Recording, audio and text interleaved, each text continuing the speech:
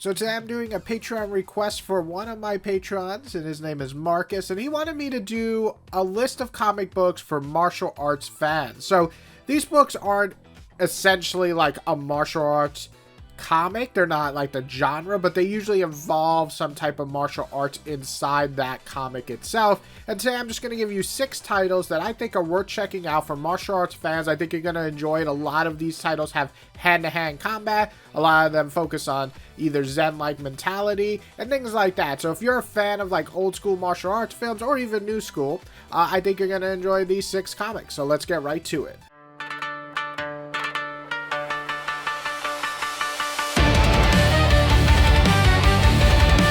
So the narrative of Fight for Tomorrow is definitely more martial arts than a lot of other comics on this list because it's the main focus, but it mixes it with this gritty, realistic urban setting. And Cedric, the main character's journey, kind of feels like an aimless youth, but learning to fight, learning to be a better person, but it's also rendered in this stark and brutal world that he's in. And also his training is more focused on this more practical street level combat and learning survival skills versus, more fantasy type that you see in media a lot with like Blast and Super Saiyan attacks. And the emphasis on discipline and personal transformation, I think that relates to a lot of people who like martial arts, who study martial arts. So I think I like that a lot about this. And the fights themselves, I gotta be honest, they're not super flashy, but they're raw. They're usually pretty brutal and sometimes result in death. So I think that's really cool to see in a comic where mostly you can go out of this world with fighting. So if I have to say there's a weakness to this comic, it's probably the story itself. You've seen it all done before, but I actually like the themes of here. It's a lot of pretty much slave trading going on and children trafficking at some points that results in Cedric's journey to find someone that's important to him. But at the same time, it pretty much hits every single story beat you might have seen before. But if you're in it for the martial arts and the fighting, I think this story does it well enough that you're going to enjoy it.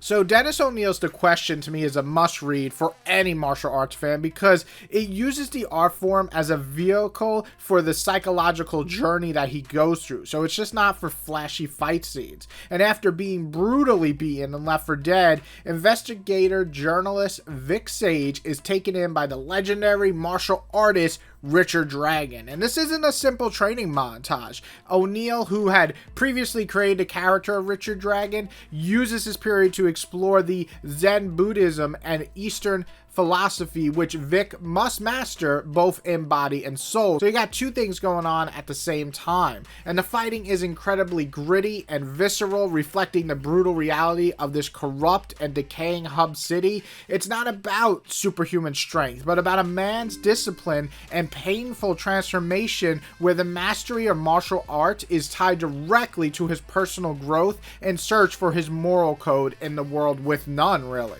On top of that, I think it gives a little bit more flair because this is Pulp Fiction on top of it all, which to me appeals to martial arts fans, at least for me. I really liked it. I think it has it in the genre's roots at times. And it embraces the tropes of that like hard-boiled detective story and noir story, with Vic Sage being this kind of faceless trench coat vigilante navigating a city and the political corruption that's going along with it. So you have that great story on top of the action scenes that feel like the raw violence that you might get with martial arts. And so I really like all that combined. The Question's fights are not clean. They're usually messy, street brawl, but thanks to his martial arts training, he's usually able to take down thugs and bad guys and corrupt officials using those moves that he learned from Richard Dragon. So I think if you like martial arts, but you also like that gritty pulp feel, this is one of the greatest comics you can read.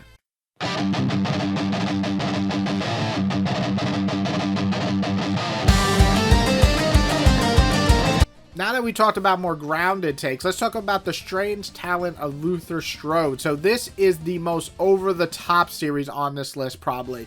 The comic abandons traditional superhero combat for something far more kinetic, more brutal, and with every strike, it pretty much is a devastating, bone-shattering impact when this dude is fighting. This is not about characters trading clean blows or any tournaments of like honor. This is just Luther Strode beating the living shit out of people and breaking them into little pieces, including murdering some people. The action is just over the top. It's almost Dragon Ball Z in the nature, the way some of these fights go. Not quite as, you know, Super Blast or something, but just a way that he's able to run on rooftops, break entire city blocks in some of these fights. I mean, just look at it. Tradd Moore's brutal art really adds to this. And what's nice about this is that his art reflects that kind of martial arts slash fighting style that you want to see, but it also involves pretty much city destructing fights. So you got the raw power of the character, you got these big ass fights that are a lot of fun. This is a good one for people who love martial arts, but they want to go for more of a fantasy element, more of an insane over the top fighting. It's way different than pretty much anything on my list, but still worth reading.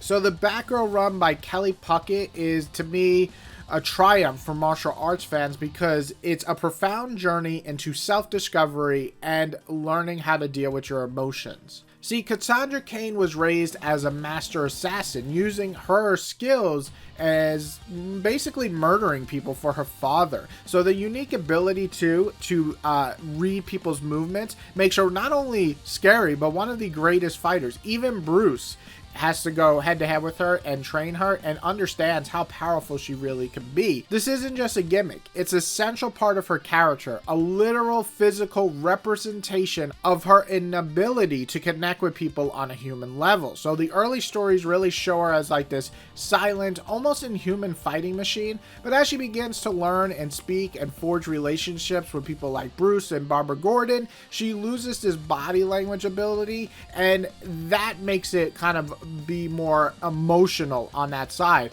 But what I like about this series, kind of like the question, is that you're going to mix the detective side of things with the hand-to-hand combat.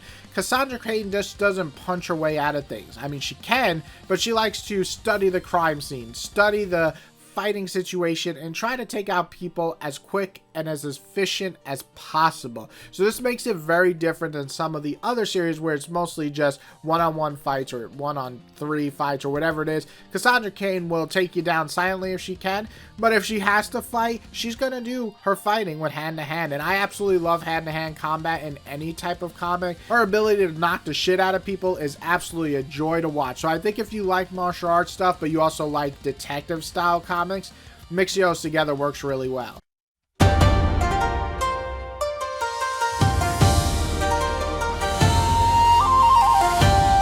Alright, number 2 is the Immortal Iron Fist. Now, the Immortal Iron Fist is a phenomenal series, I think, for martial arts fans. I could say that as someone who didn't love this run, just thought it was good. I can say for martial arts fans, I think this is great. It completely reinvents the character by embracing the genre's most dynamic and fantastical elements. The series is written by Ed Brubaker and Matt Fraction, with the artist from David Aja, and it doubles down on the mystical side of Danny Rand's power set, showcasing some really cool and badass powers mixed with great hand-to-hand combat. The Iron Fist is no longer just a powerful punch, it pretty much allows him to use the chi in different ways throughout everything from healing to absorbing bullets, so we definitely expand his mythos there with his powers.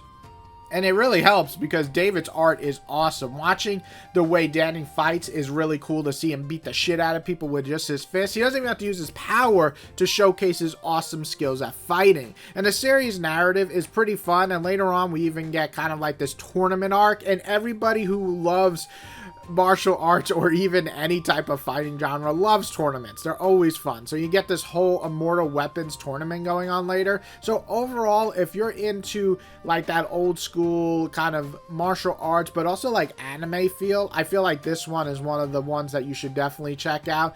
Also, the art's great. So as I said a million times, you gotta check it out just for the art alone. And also, and I keep saying also, Iron Fist is actually not that great of a character for me, and I actually liked him in this run.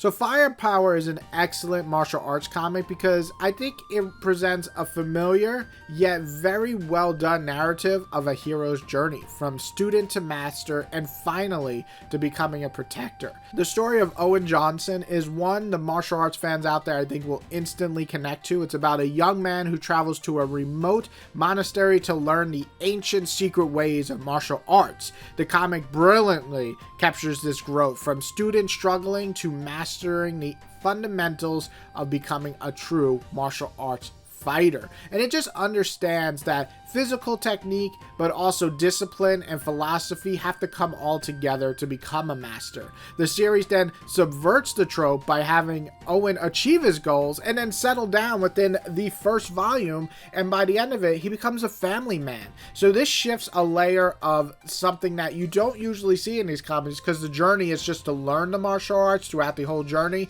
and then become a master. So we already accomplished that, and then there's 6 more volumes to go.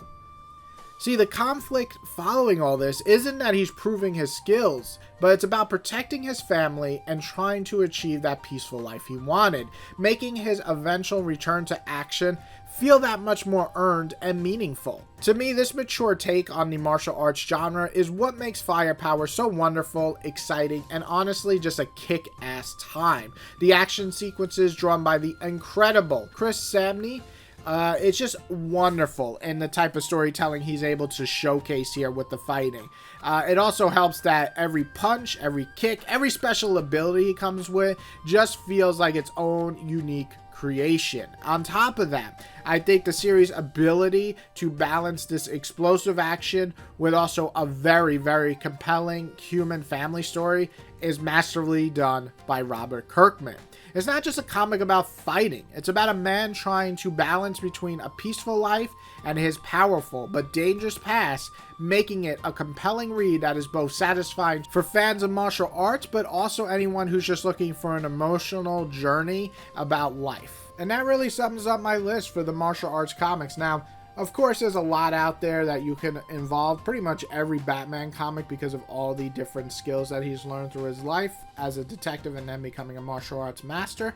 But these are ones that to me really align with martial arts the most, but also have something else to provide. That's what I'm always looking for, is we can provide more than just simple genre takes. And I think all 6 of these do that. But I would love to see your guys' opinion. Also, if you have some that you want to list, put them below so I can check them out. There's a lot of comics I haven't gotten to yet. And I hope you guys really enjoyed this. And if you did, please hit that like button. If you loved it, hit the subscribe button. And I'll check you guys out next time.